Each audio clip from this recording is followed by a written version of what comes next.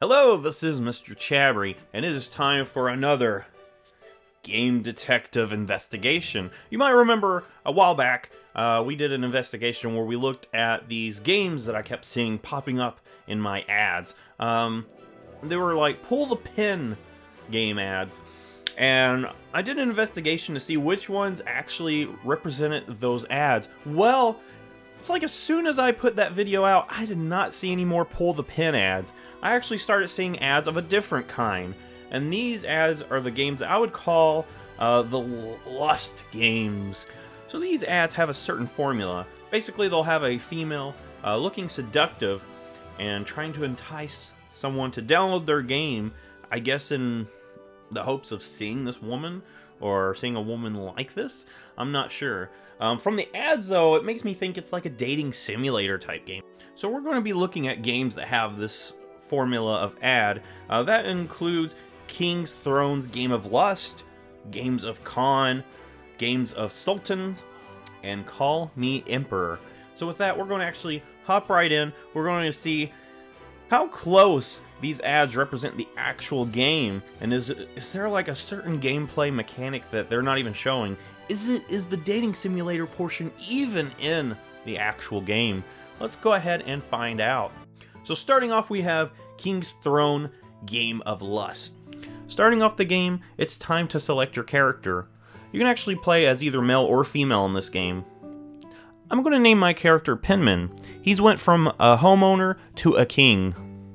You begin the game by filling out a questionnaire. This questionnaire determines the resources you start out with.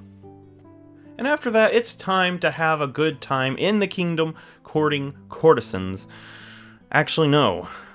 You watch your father get murdered right in front of you by your cousin. After that, you chase after your cousin, have a battle with his supporters out in the field, and he actually ends up escaping.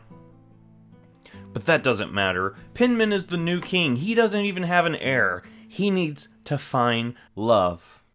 So after looking around, I find this page. Here is a woman hidden behind a list of objectives. So I'm guessing this is how you find suitors in this game. We're going to fulfill these objectives and see what happens. So Penman sets out some royal decrees, he collects some taxes, and even goes out into the field of war because he is thirsty. After a while, unlock the ability to go into the town and meet different people. And here it gives you a list of different people that I assume are different suitors that you can have in the game. So eventually Marion does come out and meet Penman.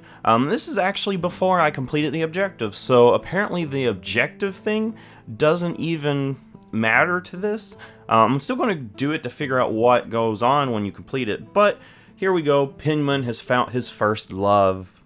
And I guess Penman is becoming pretty popular because before I even finish the objective, another person shows up wanting to be Penman's suitor. And after completing the objectives, it gives us a new display effect. I'm not totally sure what that means right now, but after we did it, it actually shows us the other suitor behind the same boards. So I'm guessing this is something you can do with every one of your suitors. So after that, we're finally giving access to the Maiden's Quarters, and this is where you go to talk to the different suitors that you have unlocked. So now it's time for Penman to go into the Maiden's Quarters and actually emotionally connect, or just have a baby. So I decided to try talking to the other suitor to see what happens, and immediately after that, Penman has another child. And we're actually going to get to name this one. The first one, for some reason, it didn't let us name, but this one we're going to go ahead and name Penman Jr. And that is actually it for the dating simulation portion of this.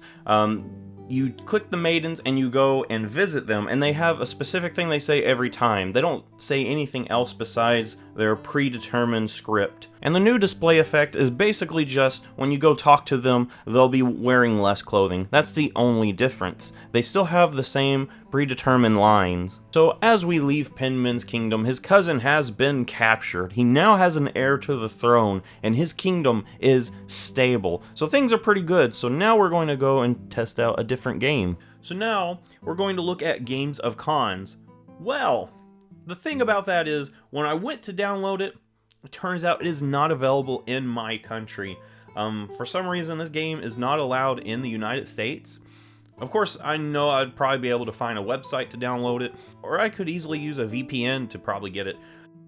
I actually don't think I want to do that. Why? Because the next game on our list is called Game of Sultans, and it's actually made by the same company. So I do think it's kind of odd that one of the games are unavailable in the United States, whereas the other one is, and I don't know why the Game of Cons would be unavailable here. Here in the Game of Sultans, we meet another member of the Penman family. This is Tsar Penman. Don't be confused, he's not a Tsar, he's a Sultan. The first thing you have to do in Game of Sultan is choose one of these women to be your wife, and the one that you don't pick, her father ends up mounting a rebellion against you. But you know what? We have generals for that. What we need now is a Penman heir. I do have to say that this game is quicker about getting to the dating portion, and immediately within less than a minute of playing it, we have an heir. And surprisingly, or maybe not surprisingly, this game is exactly like King's Throne's Games of Lust. You collect taxes, fill edicts, do campaigns, and have a dating simulation where you just go and have children. An option that this game has that the other game doesn't have is the option to change the members of your harem's gender. I think it's good to have this level of inclusivity. And with this game being so similar to King's Throne's Games of Lust, I'm not sure if there's anything else to add to it. Really, the only difference is that this game takes place in a fictional Ottoman Empire, whereas the other one takes place in a fictional medieval Europe. So with that, we leave Penman Sultanate in a worse position than his kingdom. He has been defeated by who I guess is Alexander the Great. But, you know, in the big book of history, you can only win some and you can only lose some. Last up is a game that I saw called Call Me Emperor. Whereas King's Throne's Games of Lust took place in medieval Europe, and Games of Sultans took place in the Ottoman Empire, I'm sure this probably takes place in medieval China. For this one, I decided to play as a female, and I actually think it's kind of funny playing as an ancient Egyptian pharaoh ruling China. So this is going to be Pharaoh Penpatra. So now it's time to start the game, and... what? With the loading screen and all the ads, I assume that this took place in ancient China, but we are dropped right into the future. Starting off, you're chasing some lizard man in a spaceship. You and the lizard man end up getting warped into a wormhole, which you then wake up in medieval China. It turns out these people claim you as the emperor, sort of like how Animal Crossing New Leaf, you just showed up and everyone assumed you were the mayor. You then get to meet your advisors, and this thing. You know, I do think it's odd how the people back then aren't surprised to see a robot roaming around. So with that out of the way, let's go ahead and have an heir. So pretty quickly you end up getting married in this game, just like the Game of Sultans. And after one romantic tryst, Penpatra gives birth to a child. And Penpatra decides to name her son Penman, the first Penman in history. And thus, a time traveler from the 24th century is the mother of all Penman family. And this game is basically just like the other two. You collect taxes, make imperial decisions, and go out and fight wars.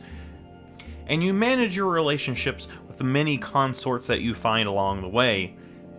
With that, we have finished our investigation. What I'd like to note with these games are they all have a very similar genre. They're basically like a civilization simulator type game, or empire simulator, whatever you want to call it. The actual dating simulation type thing is actually a very small portion. It is there in each of the games to varying degrees, but it is like not even the main game. And to be fair, even though most of the ads showed the dating simulation portion, there are some ads that actually did show the civilization simulation part of the game. Do I think you guys should download these games? Nah. They're not really that fun to play. And I would only recommend it if you're wanting to play for the civilization simulation portion. You don't really get much in interaction with the actual dating simulation portion of the game. Each of the characters have a specific line that they say, and it's only that line that they will say when you go and talk to them. It's they're all basically like that one game back in the pull the pin ads video I did. I don't even remember what it was. The one where you could play as George Washington. Oh yeah, it was called Ebony King's Return. That's what all these games are. Anyway, if you like this, give it a thumbs up, subscribe. I will see you in the next video.